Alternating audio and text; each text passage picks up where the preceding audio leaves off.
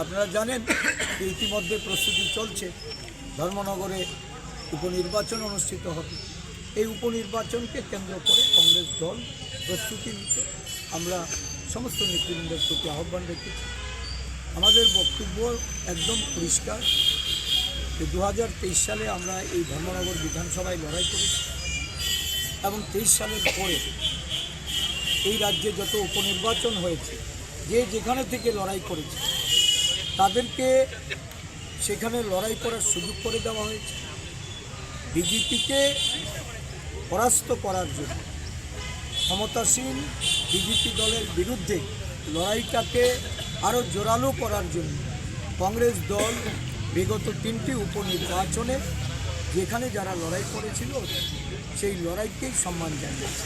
আমরা প্রত্যাশা রাখছি ধর্মনগরের লড়াইয়ে আজকে কংগ্রেস দল তার প্রতিদ্বন্দ্বী যে সেখানে বিজেপি, এই বিজেপির বিরুদ্ধে যে লড়াই, এই লড়াইকে শক্তিশালী করার জন্য আমাদের সমস্ত অন্যান্য দলগুলি যারা বিরোধী তাদের সমর্থন আমরা পাব এবং বিজেপিকে পরাস্ত করার জন্য তারা এগিয়ে আসবে। আমাদের রাজ্য কংগ্রেসের বিভিন্ন কর্মসূচিতে অনুপ্রাণিত হয়ে আমাদের সংগঠনের প্রতি আদর্শ এবং নীতিতে বিশ্বাস রেখে দুজন ধর্মনগর বারের যারা আইনজীবীদের মধ্যে দুজন আমাদের দলে আজকে যোগদান করেছেন এবং একজন প্রাক্তন শাসক দলীয় মেম্বার, উনি আমাদের দলে যোগদান করেছেন। অ্যাডভোকেট জোসেফ হালাম এবং অ্যাডভোকেট কল্পজ্যোতি নাথ দুজনেই এই বারের আইনজীবী এবং তারা আমাদের দলের আদর্শে অনুপ্রাণিত হয়ে আমাদের দলে যোগদান করে দলকে সংগঠিত করার জন্য, শক্তিশালী করার জন্য। আপনারা জানেন কয়দিন বাদে 14ই ফেব্রুয়ারি ত্রিপুরা আমাদের রাজ্যের বার কাউন্সিলের ইলেকশন। এই বার কাউন্সিলের ইলেকশনের প্রাক মুহূর্তে তাদের দলে যোগদান কংগ্রেসকে শক্তিশালী করে।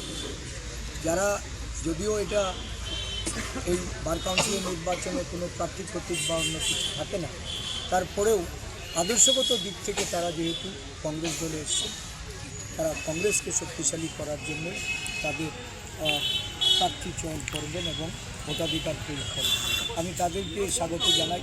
সাথে সাথে যুবরাজনগর থেকে কয়েসউদ্দিন, উনি আমাদের দলে যোগদান করেছেন, উনি প্রাক্তন মেম্বার ছিলেন। আমরা জানি যে ধর্মনগর জেলায় একটা বড় ধরনের পরিবর্তন আসন্ন এবং এই পরিবর্তনে সামিল হওয়ার জন্য আমাদের এই নেতৃত্বরা কংগ্রেস দলে যোগদান করছেন, তাদেরকে আমরা স্বাগত জানাই। তাদের সংগঠনের প্রতি তাদের যে দায়িত্ব, এই দায়িত্ব পালনের ক্ষেত্রেও আমি আমাদের স্থানীয় নেতৃত্বকে তাদেরকে অতি সত্ত্বর তাদেরকে গুরুত্ব আরোপ করে দায়িত্ব প্রদান করে তারা যেন সাংগঠনিক কাজে ঝাঁপিয়ে পড়ে, সেই লক্ষ্যে আমাদের নির্দেশনা আমরা প্রদান করছি।